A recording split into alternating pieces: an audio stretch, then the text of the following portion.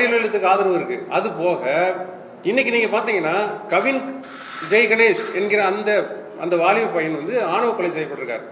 அந்த தம்பியோட அப்பா அவர் சொல்றாரு, நாளைக்கு மறுநாள் என் தலைவர் திரும்ப வரேன்னு சொல்லியிருக்காரு. இப்படி கை நீட்டி சொல்றாரு, என் தலைவர் திரும்ப வரேன்னு சொல்லியிருக்காருன்றாரு. அப்போ அந்த சமூகத்தின் பிரதிநிதியா நீங்க ஜெய் கணேஷோட அப்பாவை பாருங்க, கவின் ஜெய் கணேஷோட அப்பாவை பாருங்க. அந்த சமூகத்தின் பிரதிநிதியா அவரை நீங்க பாத்தீங்கன்னா அந்த சமூகத்தின் கோரிக்கை யார் பேசுறான்னு பார்த்து அவர் நான் நாளைக்கு மறுநாள் எங்க அண்ணன் திரும்ப வராரு அப்படின்றாரு, எங்க அண்ணன் தலைவர் திரும்ப வராரு அப்படின்றாரு. இன்னைக்கு தான் திரும்ப எங்க போயிருக்காரு. நான் சாதியை நம்புறவன் கிடையாது. ஆனா இந்த பிரஸ் மீட்டுக்காக நான் சொல்றேன், நான் பல்லர் சமூகத்தை சார்ந்தவன்.